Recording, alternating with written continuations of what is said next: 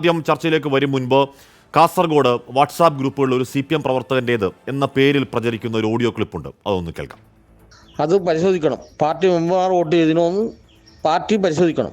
ഇപ്പോൾ അപ്പുറം ഇപ്പുറമെല്ലാം വെടിപെടുന്നുണ്ട്. നാണം കെട്ടിട്ട് ഇവിടെ സഹിച്ച് നിൽക്കുന്നത്, പുറത്തിറങ്ങാൻ കഴിയാത്ത അവസ്ഥയാണ് പോയത്. ഇങ്ങനെ ഒരു തോൽവി ഉണ്ടാകുമോ? കഴിഞ്ഞ പ്രാവശ്യം ശബരിമല, പെരിയ, കൊൽക്കേസ്, രാഹുൽ ഗാന്ധി തരംഗം എന്നെല്ലാം പറഞ്ഞിട്ട് നിന്നു. ഇപ്പം എന്ത് തരംഗമില്ലത്? ഇപ്പം നമ്മുടെ മുഖ്യമന്ത്രി മക്കളെ കാര്യത്തിൽ തന്നെ നമുക്ക് ഈ തോൽവി സമ്മതിക്കേണ്ടി വരും. ജനങ്ങൾക്കെല്ലാം അറിയുന്നുണ്ടല്ലോ ഇതെല്ലാം. മണ്ടന്മാരല്ല ജനങ്ങൾ. 10-15 മന്ത്രിമാർ 2 ലക്ഷം 3 ലക്ഷം ശമ്പളം മുടിച്ച് അവരെ വീട്ടിൽ കെട്ടി വെച്ചിട്ടാകുമ്പോൾ ഒരു മാസം ശമ്പളം കൊടുക്കാൻ പറ്റാത്ത മന്ത്രിമാരാണ് ഉള്ളത്. പെൻഷൻ കൊടുക്കാൻ കഴിയുന്നില്ല. ഞങ്ങൾക്ക് ഈ മാസം ശമ്പളം വേണ്ട, അല്ലെ ഒരു MLA അല്ല മന്ത്രി. ഈ പറഞ്ഞതിനൊന്നും നമ്മുടെ പാർട്ടിയിൽ നിന്ന് പുറത്തേക്ക് ഒന്നുമില്ല കേട്ടോ. കാര്യം തന്നെ പറഞ്ഞത് കേൾക്കണം, ലോക്കൽ കമ്മിറ്റി തന്നെ കേൾക്കണത്. അപ്പുറം ഇപ്പുറം വെടിപൊട്ടുമ്പോഴല്ലോ നമ്മൾ നെഞ്ഞിടിക്കുന്നില്ല. രാജൻ പറഞ്ഞ കറ്റന്നെ ഒന്ന് പരിശോധിക്കണം. പാർട്ടി മെമ്പർമാർക്കും പരിശോധിക്കണം. പാർട്ടി മെമ്പർമാർ വോട്ട് ചെയ്തില്ലെന്ന് അത് നോക്കണം. ഇത് പിന്നെ കലക്ടർ മതിയല്ലേ എടുത്ത നേതാക്കന്മാർ. കലക്ടർ ഒന്ന് പറയാൻ കഴിയുമോ?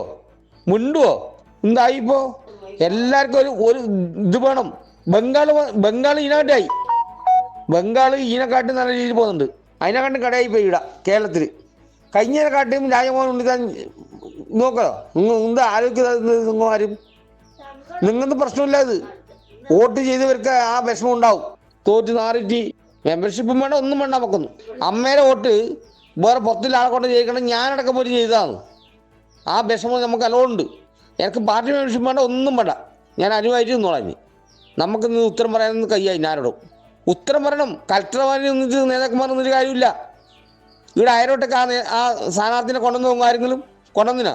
2 പ്രാവശ്യം. കഴിഞ്ഞ പ്രാവശ്യം പിന്നെ ഇയാൾ സതീചന്ദ്രൻ കാട്ടിപ്പുള്ള ഒരു വീട്ടിൽ പോയി കൂടി. ഈ പ്രാവശ്യം സമയമില്ലേലും വരാൻ സമയമില്ലാന്ന് അയാളെ നിർത്തിക്കുമ്പോഴേ ഇവിടെ അഭിപ്രായം ഉണ്ടായി. നല്ല സ്ഥാനത്തെ നല്ലതല്ലാന്ന് കേൾക്കണം. അത്രയും സങ്കടം എനിക്ക്. സങ്കടം പുറത്തിറങ്ങാൻ കഴിയാത്ത അവസ്ഥയാണെന്നുള്ളത്. ശ്രീ VP മുസ്തഫ, ഈ ഓഡിയോ ക്ലിപ്പ് താങ്കളും കിട്ടണം. കാരണം താങ്കളുടെ ജില്ലയിൽ നിന്നുള്ള ഓഡിയോ ക്ലിപ്പാണ്. അതിനെക്കുറിച്ച് കൂടുതൽ അറിയാവുന്നതും താങ്കൾക്കാകും. അത് പാർട്ടി പ്രവർത്തകൻ്റെതാണോ എന്നറിയാവുന്നതും താങ്കൾക്കാകും. അതിനി ആരുടേതാണെന്ന് അറിയില്ലെങ്കിലും ആ വാക്കുകളുടെ ഒരു തേങ്ങലും വേദനയും കേൾക്കുമ്പോൾ ഏതോ പാവം പാർട്ടി പ്രവർത്തനാണെന്നാണ് എൻ്റെ ഒരു ധാരണ. അതിനി ആരുടേതായാലും അതിൽ പറയുന്ന കാര്യങ്ങളിൽ കഥയില്ലേ മുസ്തഫ? ആത്മാർത്ഥമായ തിരുത്തലുണ്ടാകുമോ?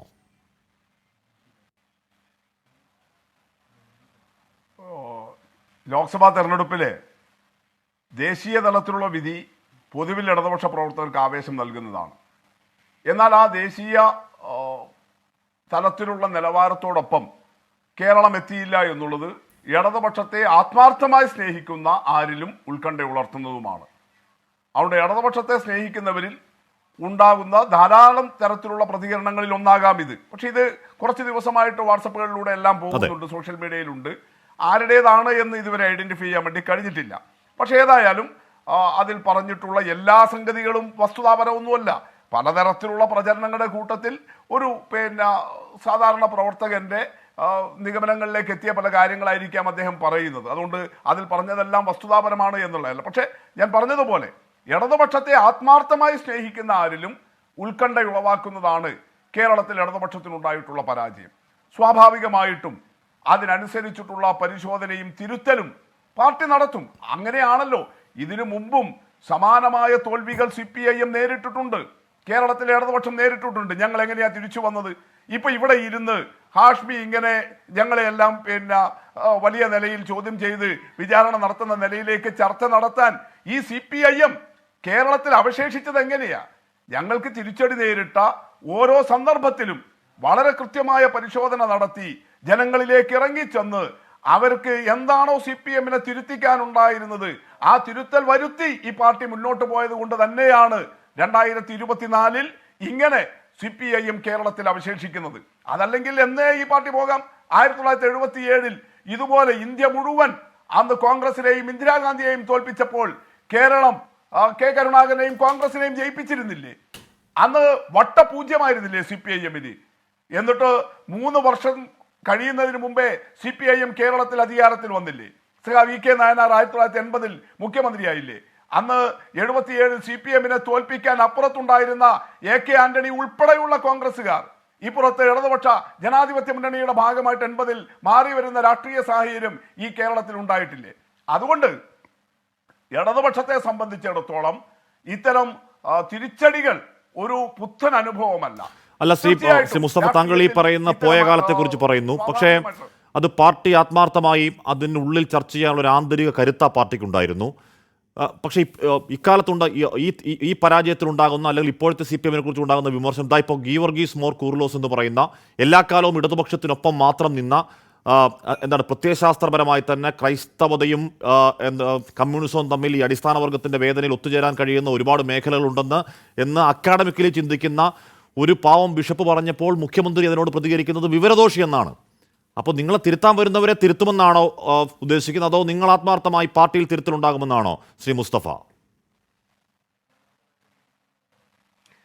താങ്കൾ സൂചിപ്പിച്ചത് പഴയ പാർട്ടിക്ക് ആന്തരികമായ കരുത്തുണ്ടായിരുന്നു, ഇപ്പോൾ അതുണ്ടോ എന്നാണ്. എന്ന് പറഞ്ഞാൽ പണ്ട് വളരെ ഗംഭീരമായിരുന്നു പാർട്ടി, പഴയ നേതാക്കളെല്ലാം വലിയ മഹാന്മാരായിരുന്നു, ഇപ്പോ മഹാമോശമാണ് എന്ന് ചിത്രീകരിക്കാനാണ് ശ്രമിക്കുന്നത്. പക്ഷെ ഈ പഴയ താങ്കൾ വലിയ ആന്തരിക കരുത്തുണ്ട് എന്ന് പറയുന്ന കാലത്തെ നേതാക്കന്മാരെ അന്നെങ്ങനെയാണ് കൈകാര്യം ചെയ്തിരുന്നത്? എന്താ EMS-നെയൊക്കെ ഓരോ തെരഞ്ഞെടുപ്പ് സന്ദർഭത്തിലും ഇവിടെ വിശേഷിപ്പിച്ചിരുന്നത് പഴയ കോൺഗ്രസ്? പിന്നെ മുട്ട വിക്കായ് നമ്പൂരി, പട്ടാമ്പിയിലെ പട്ടി എന്നൊക്കെ ആക്ഷേപിച്ച കാലമുണ്ടായിട്ടുണ്ടല്ലോ. കാലം വന്ന് വിളിച്ചിട്ടും പോകാത്തതെന്തേ ഗോപാല എന്ന് വിളിച്ചത് 77-ലെ തെരഞ്ഞെടുപ്പ് സമയത്താ പഴയ യൂത്ത് കോൺഗ്രസ്സുകാർ കേരളത്തിൽ വിളിച്ചത്, ആശുപത്രിയിൽ മരണാസന്നനായി കിടക്കുന്ന AKGയെ വെച്ചിട്ട്. അപ്പൊ അതുകൊണ്ട് അഴിമതിക്കോടൻ അഴീക്കോടൻ രാഘവനെ കുറിച്ചിട്ട് അവസാനം പിന്നെ മമ്പറം മാധവൻ എന്ന് പറയുന്ന കണ്ണൂരിലെ പ്രമുഖനായ കോൺഗ്രസ് നേതാവ് അദ്ദേഹത്തിന്റെ വീട് കണ്ടപ്പോൾ പറഞ്ഞത്, ഈ പാർട്ടി മുൻകൈ എടുത്തൊരു വീട് കെട്ടിക്കൊടുക്കണം ആ മീനാക്ഷി ടീച്ചർക്കും കുടുംബത്തിനും എന്ന്. അതുകൊണ്ട് ജീവിച്ചിരുന്ന കാലത്ത് നിങ്ങൾ ഗീവർഗീസ് കൂർലോസ് പറഞ്ഞത് ഇടതുപക്ഷം നശിച്ചു പോകണം, ഇടതുപക്ഷം മുടിഞ്ഞു പോകണമെന്ന് ആഗ്രഹിച്ചല്ലെന്നും അത് ഇടത്തോട്ട് ഇൻഡിക്കേറ്റ് ഇട്ട് വലത്തോട്ട് തിരിഞ്ഞാൽ അപകടമുണ്ടാകുമെന്ന് പറയുന്നത് ആത്മാർത്ഥമായി ആ പക്ഷം കേരളത്തിൽ നിലനിൽക്കണമെന്നും ആഗ്രഹിക്കുന്നവരാണ് എന്നുള്ളത് ആ പാർട്ടി ഇഷ്ടപ്പെടുന്ന എല്ലാവർക്കും ബോധ്യമാവുന്ന കാര്യമാണ്. ശ്രീ മുസ്തഫയ്ക്കും അത് വളരെ നന്നായി ബോധ്യമുള്ള കാര്യമാണ്.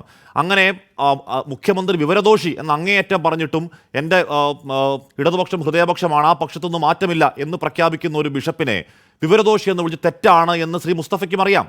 എല്ലാവരും രഹസ്യമായി വിളിക്കുമ്പോൾ പറയും അങ്ങനെ പറയാൻ മുഖ്യമന്ത്രി അങ്ങനെ പറയാൻ പാടില്ലായിരുന്നു, അല്ലെങ്കിൽ സൈബർ ഗ്രൂപ്പുകൾ പറയും അങ്ങനെ പറയാൻ പാടില്ലായിരുന്നു, രഹസ്യമായി പറയും. ഒരാളെങ്കിലും തിരുത്തിയോ? ഇപ്പോൾ അവിടുത്തെ ഒരു ഏരിയ കമ്മിറ്റി അംഗമല്ലാതെ ഒരാളെങ്കിലും മുഖ്യമന്ത്രി ബിഷപ്പിനെ അങ്ങനെ വിവരദോഷി എന്ന് വിളിച്ചത് അങ്ങേയറ്റം കടന്ന കൈയായി പോയി, നമ്മുടെ ക്യാമ്പിലുള്ള നമ്മുടെ കൂട്ടത്തിലുള്ള ആളാണ്, കുറച്ചുകൂടി സംയമനത്തോടെ പെരുമാറണമായിരുന്നു തിരുത്താൻ ആരെങ്കിലും ധൈര്യം ഉണ്ടായോ? അതിനാണ് ഞാൻ ആന്തരിക കരുത്തെന്ന് പറഞ്ഞത് സാർ. അതുകൊണ്ട് ഞാൻ പറഞ്ഞു വന്നത് അതിലേക്ക് തന്നെയാണ്. അപ്പൊ പഴയതെല്ലാം മഹത്വം, ഇന്നത്തേത് വളരെ മോശമാണ് എന്ന് വരുത്തി ശ്രമം ശരിയായി പറഞ്ഞാൽ മാർസിയനല്ല. അത് നിങ്ങൾ ഇന്നിപ്പുള്ള ആളുകളെ മോശക്കാരാക്കാൻ വേണ്ടി ഇപ്പൊ നിങ്ങൾ പഴയവരെ, മരിച്ചുപോയവരെ മഹാന്മാരെന്ന് പറയുന്നു. ഇപ്പൊ ജീവിച്ചിരിക്കുന്നവരും നിങ്ങൾക്ക് മഹാന്മാരായി തീരും. എപ്പോ ഇവര് മരിക്കണം. അപ്പോ അന്നത്തെ ഇടതുപക്ഷ നേതൃത്വത്തെ മോശക്കാരാക്കാൻ നിങ്ങൾ ഈ കാലത്തെ മഹാന്മാരാക്കും. നിങ്ങൾ നോക്കൂ, കൂർലോസ് പിതാവിനെ വിവരദോഷി എന്ന് വിളിച്ചത് ശരിയല്ല എന്ന് മുസ്തഫ എന്ന് ശ്രീ മുസ്തഫയെങ്കിലും പറയുമോ? മാർ കൂർലോസ് മെത്രോപാലിത്ത അദ്ദേഹത്തിന്റെ പ്രതികരണം നടത്തി. ആ പ്രതികരണത്തോട് മുഖ്യമന്ത്രി ഒരു പ്രതികരണം നടത്തി. അത് രണ്ടുപേരും അവിടെ അവസാനിപ്പിച്ചിട്ടുണ്ട്. നിങ്ങൾക്ക് അത് ഇങ്ങനെ ചികഞ്ഞുകൊണ്ടേയിരിക്കണം. അങ്ങനെ അവസാനിക്കുന്നതാണോ സാർ? അതുമായി ബന്ധപ്പെട്ടുകൊണ്ടുള്ള കാര്യങ്ങൾ പറഞ്ഞിട്ടുണ്ട്. അല്ല, അങ്ങനെ അവസാനിക്കുന്നതാണോ? ഒരു ബിഷപ്പിനെ കയറി ഇപ്പം ബിഷപ്പ് പറയുന്നത് ഇതിനെക്കുറിച്ച് വിയോജിപ്പുണ്ടെങ്കിൽ മുഖ്യമന്ത്രിക്ക് എത്ര മനോഹരമായ ഭാഷയിൽ ആ വിയോജിപ്പ് പറയാം. ഒന്നുമല്ലൊരു ബിഷപ്പല്ലേ സാർ ആ പക്ഷത്ത് നിൽക്കുന്ന, അദ്ദേഹത്തെ വിവരദോഷി എന്ന് വിളിച്ചിട്ട് അത് തെറ്റിപ്പോയി എന്നാരെങ്കിലും ഒരു വാക്ക് പുറത്തു പറയുന്നുണ്ടോ? അതുകൊണ്ടാണ് ആന്തരിക കരുത്തില്ല എന്ന് ഉള്ള വിലയിരുത്തലിലേക്ക് ആളുകൾ എത്തുന്നത്. അല്ലാതെ പോയ CPM-നെ അത് കമ്പയർ ചെയ്യുന്നതല്ല. പോയ കാലത്താണെങ്കിൽ പറയാൻ ആളുണ്ട് സാർ. ഇനി VS-ന് ആരോഗ്യമുണ്ടായിരുന്നെങ്കിൽ VS പറഞ്ഞേനെ സാർ, അത് പറയരുതായിരുന്നു പറയുന്നേ. ആരെങ്കിലും ഒരാൾ പറ, ഒരാളെങ്കിലും എഴുന്നേറ്റൊന്ന് പറ, മുഖ്യമന്ത്രി നമ്മുടെ കൂട്ടത്തിലുള്ള ആളാണ്, അയാളെ അങ്ങനെ പറഞ്ഞുകൂടാ എന്ന് ഒരാളെങ്കിലും ഒന്ന് പറ, വാ തുറന്ന്.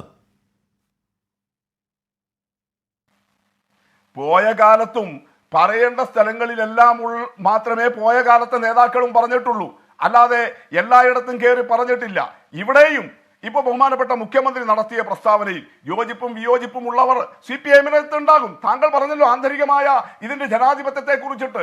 ആ ജനാധിപത്യം ഇപ്പോഴും ഉൾപാർട്ടി ജനാധിപത്യം നിലനിൽക്കുന്ന പാർട്ടി തന്നെയാണ്. അതുകൊണ്ടാണ് നിങ്ങളെല്ലാം പോലുള്ളവർ വലിയ നിലയിൽ ആക്രമിക്കാൻ ശ്രമിച്ചിട്ടും ഈ പാർട്ടി ഇങ്ങനെ നിലനിന്നു പോകുന്നത് ഈ പാർട്ടിയുടെ ഉൾക്കരുത്ത് കൊണ്ട്, അതിന്റെ ഉൾപാർട്ടി ജനാധിപത്യത്തിന്റെ ശക്തി കൊണ്ട് തന്നെയാണ്. അതുകൊണ്ട് മുഖ്യമന്ത്രിയെ വിമർശിക്കേണ്ടതുണ്ടെങ്കിൽ, സഖാവ് പിണറായിയെ വിമർശിക്കേണ്ടതുണ്ടെങ്കിൽ, മുസ്തഫ അദ്ദേഹത്തിന്റെ ഈ പാർട്ടിയിൽ വിശ്വസിക്കുന്ന 99.9% ആളുകൾ എന്ന് പറഞ്ഞാൽ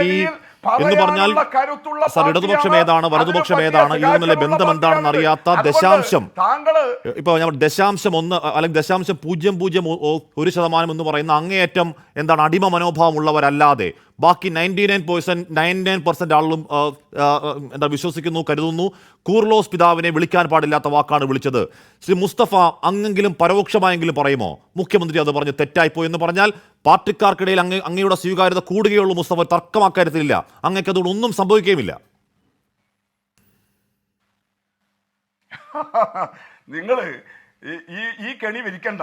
കാരണം എനിക്ക് എൻ്റെ പാർട്ടി വേദിയുണ്ട്. എനിക്ക് എൻ്റെ പാർട്ടി നേതൃത്വത്തെയോ ആ പാർട്ടി നേതൃത്വത്തിന്റെ സമീപനത്തെയോ വിമർശിക്കണമെങ്കിൽ ആ പാർട്ടി വേദിയാണ് ഉപയോഗിക്കേണ്ടത്. അല്ലാതെ തൃശൂർ DCC ഓഫീസിൽ കണ്ടതുപോലെ കൂട്ടത്തല്ല് നടത്തിയിട്ട് പരസ്പരം അങ്ങോട്ടും ഇങ്ങോട്ടും തെറി വിളിച്ചിട്ട് എന്നിട്ട് ആശുപത്രിയിൽ കിടക്കേണ്ട പോലീസ് കേസ് ഉണ്ടാക്കിയിട്ട് അത് ജനാധിപത്യം, അത് കോൺഗ്രസിന്റെ പാർട്ടി കരുത്ത് എന്ന് പറയുന്ന അരാജകത്വമല്ല CPM-നുള്ളത്. CPM-നകത്ത് എവിടെയാണ് ആർക്ക് എവിടെ പറയണം അതിന് കൃത്യമായ സംഘടനാ സംവിധാനം ഞങ്ങൾക്കുണ്ട്. ചാനലിൽ വന്നിരുന്നിട്ടല്ല ഞങ്ങൾ ഞങ്ങളുടെ പാർട്ടി നേതാക്കളെ വിമർശിക്കാറുള്ളത്. ഞങ്ങൾക്ക് പാർട്ടിയോട് പറയാനുള്ളത്